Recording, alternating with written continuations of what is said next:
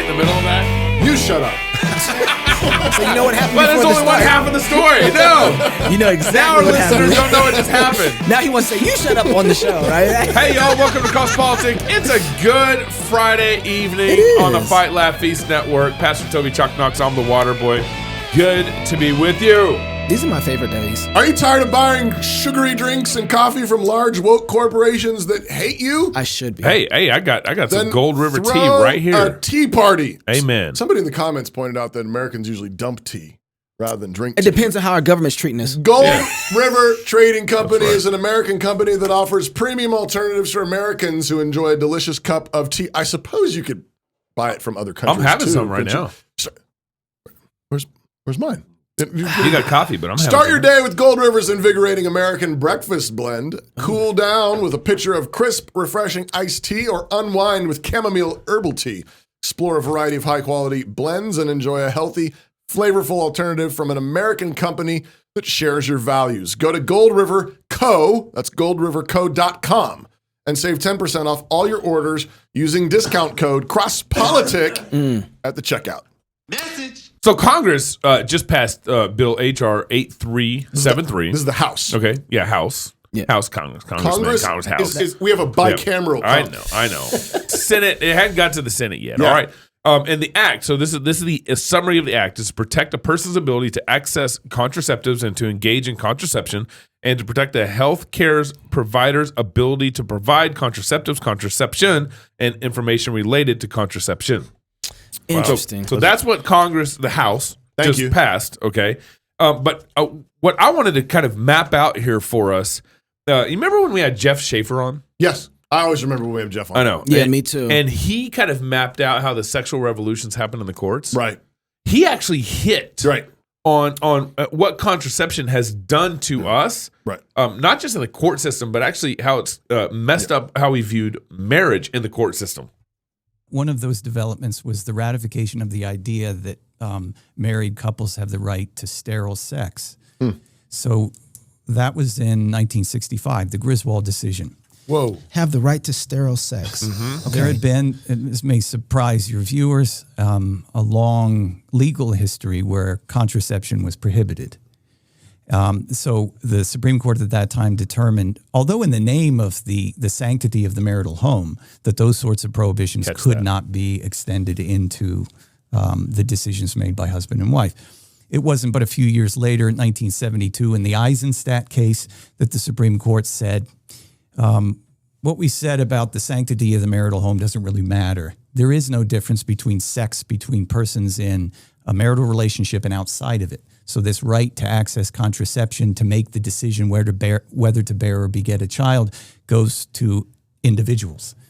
Wow. So we have now this kind of a more fully instantiated right to sterile sex. This was the first decision that emerged from this purported right to privacy.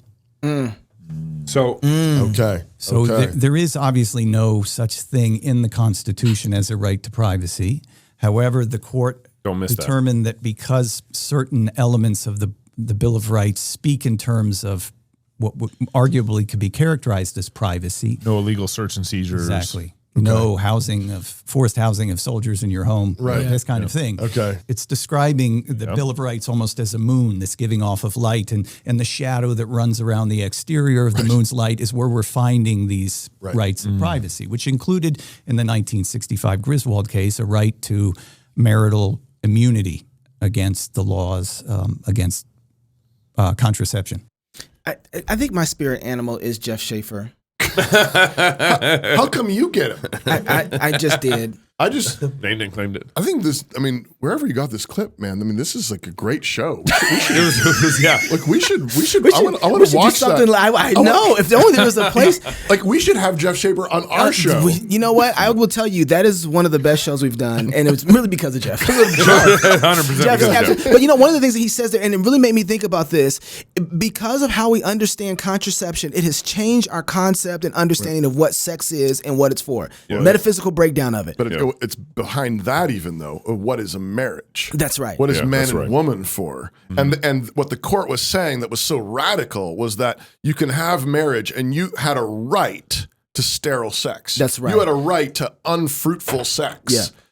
They're already saying you have a constitutional right to something that is antagonistic to the way God made the world and marriage. Yeah, absolutely. Well, so go ahead. I'm sorry. I was going to say, notice, so the 1965 ruling was the right to privacy in marriage to take contraception. Right. And then later, that right to privacy in marriage expanded to a right to privacy to all but sexual they relationships. obliterated marriage, right. and so that That's sex right. wasn't something that But was that's within set marriage. up for Roe, exactly. the right to privacy to kill your baby. That's right. So notice HR 8373, it's talking about our health.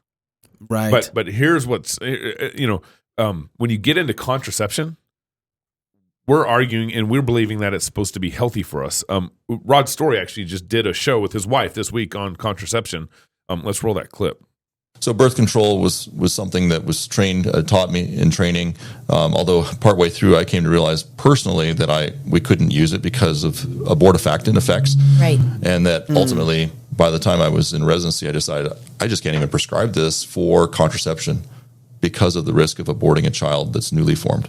I hope that your physician is talking to you that you should be using a backup method, barrier or something others during the middle of your month, because even with faithfully taking birth control every day, there is still a significant breakthrough amount of ovulation. That means there is an egg being expressed that has a likelihood of becoming a child, and it's going to come down into a uterus that's an unhappy place, a home that's been decimated because these hormones remove the healthy tissue that should be there in the uterus, and they really make it a wasteland. Mm-hmm.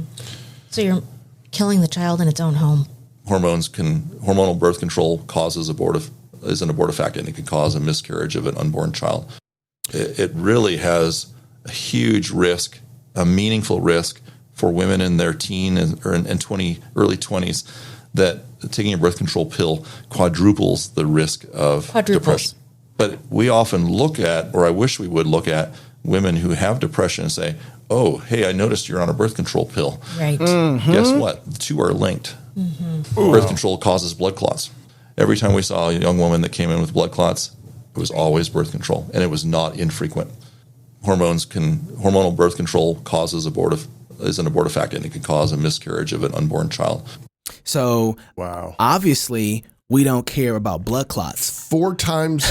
What did he say? 3 times. Quadruples? Quadruples what?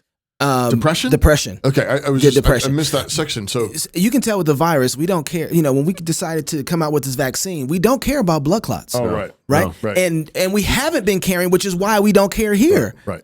I mean, look at this. This is insane. But just so you know, the teens, they are giving young girls before they're even sexually active, well, let's just get them on some contraceptions. Right. Birth control. Because again, what they're trying to do is healthcare. They're trying to restructure reality. That's right. They're trying to say, you can be whatever you want to be. It doesn't matter that God made you a woman, that God made you a man, and that you have this biology inside of you that's created to go in a particular direction, that has a certain kind of telos, an end, That's right. What you're for, a goodness that you're aimed for. They're trying to unmake that. Mm-hmm. And so they're already, even in doing the birth control with teens, saying probably should be sexually active. They're assuming something there. Yeah. And it's, I think you said something about this before, and I was trying to connect the dots, but this is grooming for hormone treatments. That's exactly what Because absolutely. if you're already taking hormones to undo the biology that God gave you. Yeah. Redefining sex. Because you want the ability to have sex with whoever you want to have sex with, whenever you want to have sex with, without the threat of children, although he's saying it happens. Yeah.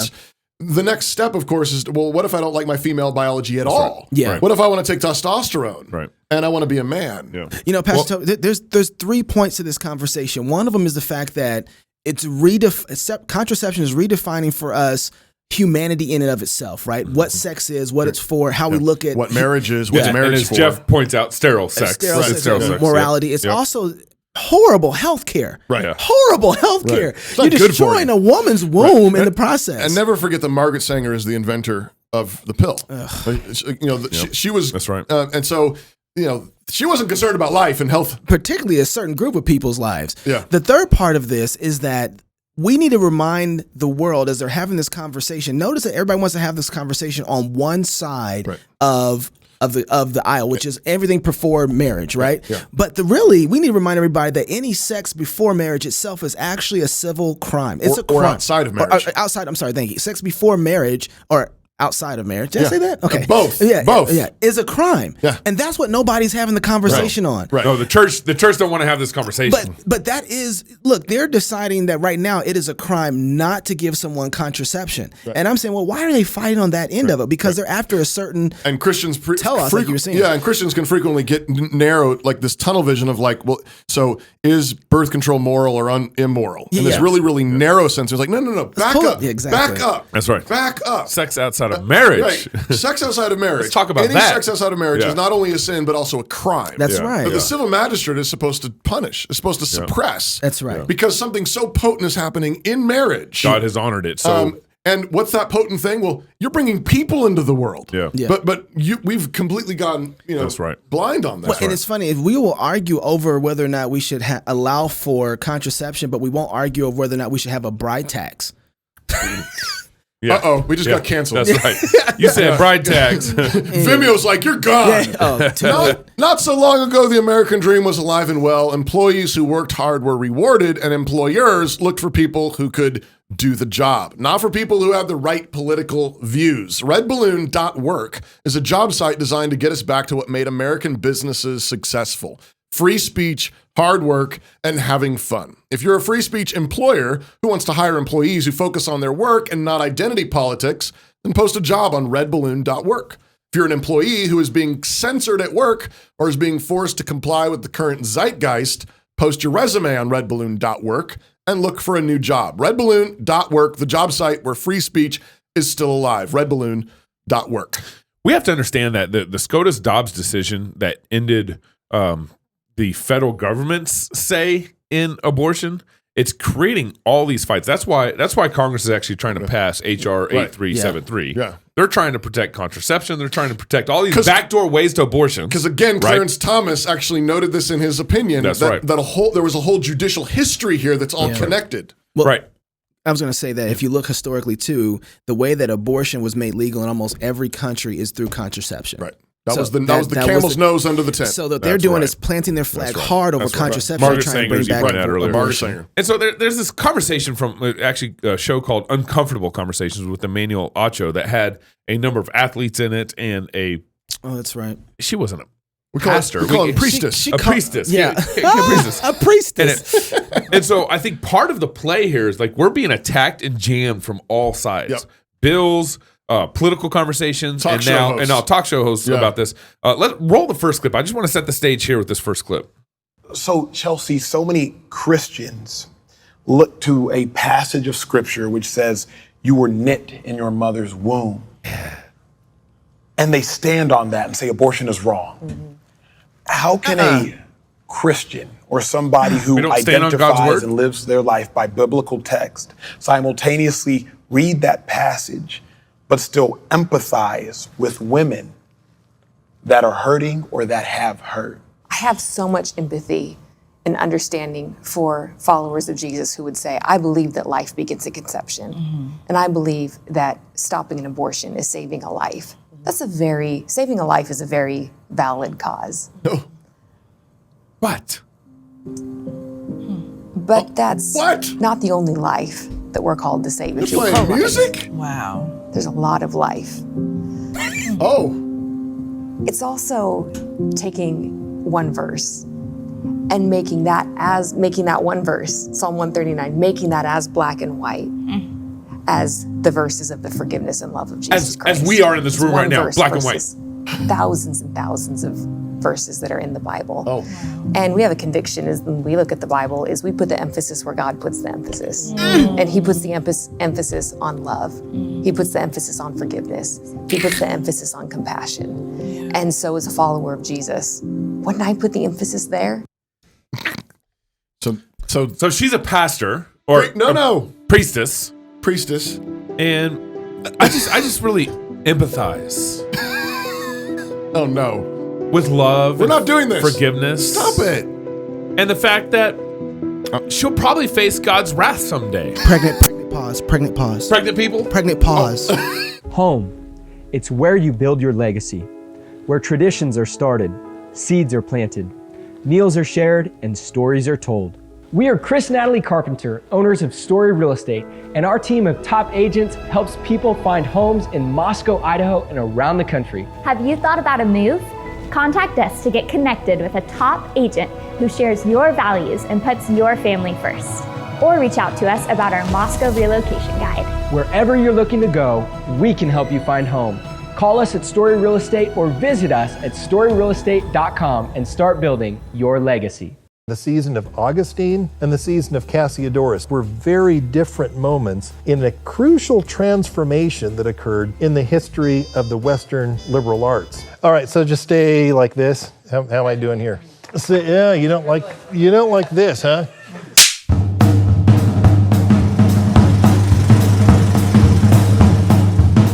What does a Christian education look like when non-Christians are the ones who control the institutions of learning? This is a question that confronted Bishop Augustine of Hippo in North Africa in the 5th century AD. Augustine lived at the twilight of the Roman Empire. He himself had been trained with the best learning that Rome at that time had to offer. He himself actually came through the ranks and taught rhetoric in some of the best schools. And it was then, after he had come of age, that he converted to Christianity, but he wanted to continue the project of education, but this time for Christians. And so he had to confront the question, what does a Christian education look like when the unbelievers control the field? When they control the institutions, when the whole apparatus and curriculum of learning emerge from a pagan environment. And so Augustine wondered, what is it that Christians should jettison? What is it that Christians can embrace? What is it that Christians can adopt but in modified form? These are the questions that Augustine confronted when he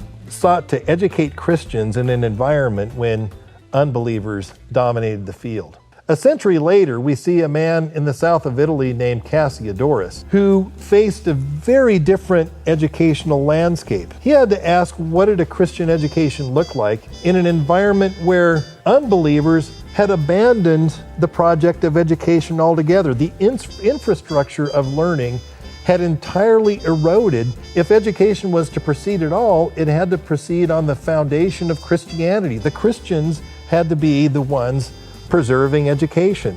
What does a Christian education look like when Christians are the ones forming the institutions, when Christians are the ones organizing the curriculum? Well, these two seasons in the history of education, the season of Augustine and the season of Cassiodorus, just 100 years apart, were very different moments in a crucial transformation that occurred in the history of the Western liberal arts. We're going to be studying this story. We're going to be going back to the sources. We're going to go back to Augustine. We're going to go back to Cassiodorus. We're going to ask ourselves which of their predicaments most resembles our own. Which can we learn from Augustine's period? What can we learn from Cassiodorus's period? As we confront these questions, we're going to engage these sources, and we invite you to join us here at New St. Andrews College.